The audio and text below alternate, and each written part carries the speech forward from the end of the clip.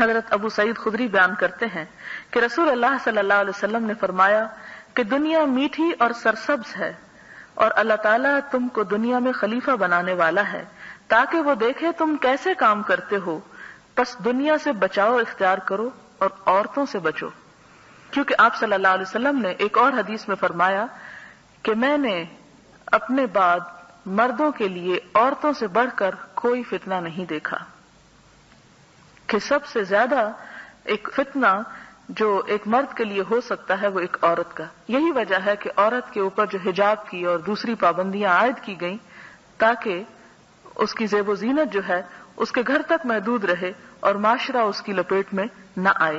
یہاں یہ نہیں کہ اور نعوذ باللہ عورت کی کوئی مکاری یا چال یا کسی اور برائی سے اس کو دیکھا جا رہا ہے.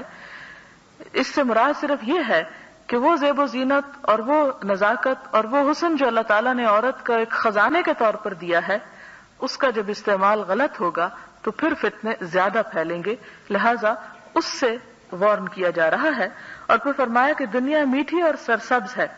آپ دیکھیں کہ دنیا میں کسی انسان کو جتنی بھی تکلیفیں ہوں، بہت کم لوگ ایسے ہوتے ہیں جو سوچتے ہیں کہ اب دنیا سے ودرا کر لینا چاہیے اور ہمیں دنیا چھوڑ کے کہیں اور چلے جانا چاہیے. جتنی بھی آزمائشیں آئیں، فتنے، مصیبتیں، تکلیفیں، جو کچھ بھی گزرتا رہے، اس کے باوجود دنیا سے نہیں دل بھرتا اس کا، بلکہ جو عمر بڑھتی چلی جاتی ہے دنیا میں دل زیادہ لگتا چلا جاتا ہے. تو اس کی طرف اشارہ کیا گیا کہ میں تمہیں دنیا میں خلیفہ بنانے والا ہوں. خلیفہ سے مراد یہ کہ دنیا تمہارے حوالے کرنے والا ہوں تاکہ تم سے دیکھے کہ تم کیا کام کرتے ہو، کیسا طرز عمل اختیار کرتے ہو، کیسے اعمال کرتے ہو. بس دنیا سے بچاؤ اختیار کرو، یعنی بچ کے رہنا. فتقوا الدنیا، دنیا کا سے تقوی کرنا. جیسا کہ تقوی کا مفہوم حضرت کعب نے حضرت عمر کو واضح کیا تھا.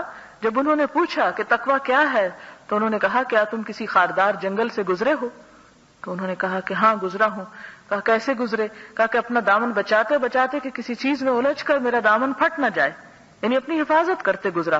آپ نے فرمایا یہی تقوی ہے کہ تم دنیا کے خاردار جنگل میں جہاں قدم قدم پہ آزمائشیں ہیں، اپنے دامن کو اس طرح سمیٹ بچا کے گزرو کہ کوئی چیز تمہارے دامن کو تار تار نہ کرے.